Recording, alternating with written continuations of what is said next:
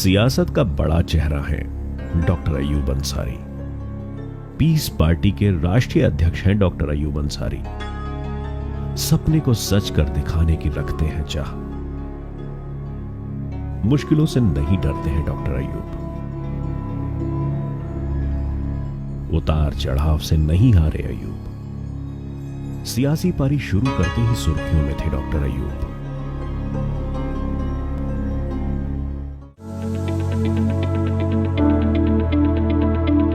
उत्तर प्रदेश के गोरखपुर बड़हलगंज के रहने वाले डॉक्टर अयूब अंसारी की जिंदगी किसी शतरंज से कम नहीं है।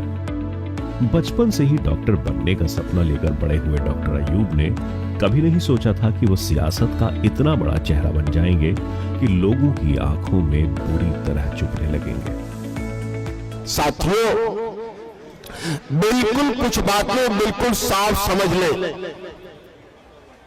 बहुत सारे ये सरकार झूठे प्रोपगंडा करके, झूठी अफवाहें फैला करके अवाम को गुमराह करने की कोशिश कर रही है।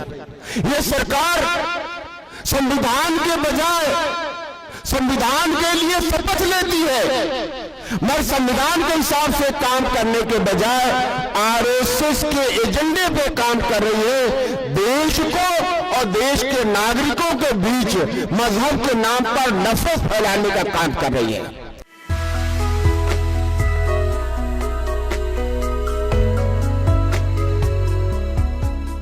वक्त बदला, हालात बदले और जो सपना डॉक्टर अयूब ने देखा था वो सच कर दिखाया।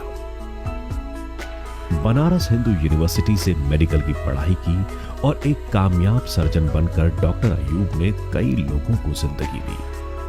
क्या अमीर क्या गरीब, हर किसी की समस्याओं पर ध्यान देना उनका पेशा रहा। उत्तर प्रदेश की 16वीं विधानसभा में विधायक रहे अयूब ने देखते ही देखते अपनी एक पॉलिटिकल पार्टी का गठन किया जिसका नाम पीस पार्टी रखा। पीस पार्टी के अध्यक्ष बने डॉक्टर अयूब खान जब कामयाबी का परचम लहरा रहे थे तभी कई मुसीबतों ने उनको जकड़ लिया, लेकिन अयूब ने हिम्मत नहीं हारी और अल्लाह पर विश्वास करते हुए वो आगे बढ़ते गए। सांप्रदायिक ताकतें कभी मानवीय ताकतों को वो कामयाब नहीं होने देंगी, हमेशा उन्हें बदनाम करने की साजिश करेंगी, उन्हें उनका मनोबल तोड़ने की कोशिश करेंगी। मगर मुझे पूरा विश्वास है कि अपने साजिश में कामयाब नहीं होगी, क्योंकि हमारे देश की जो न्याय व्यवस्था है, देश का कानून है, वो बहुत मजबूत बुनियाद पर आधारित है। इसके रहते मैं समझता हूँ ये कामयाब नहीं होगी। डॉक्टर अयूब अंसारी पर राष्ट्रीय सुरक्षा कानून यानी कि नेशनल सिक्योरिटी एक्ट 1980 के तहत कार्रवाई की गई थी। लखनऊ के उर्दू अखबारों में संविधान विरोधी विज्ञापन छपवाने के आरोप में डॉक्टर अयूब लखनऊ की जेल में बंद थे। डॉक्टर अयूब पर आरोप है कि इस विज्ञापन में उन्होंने देश विरोधी और समाज को तोड़ने वाली बातें कही थी।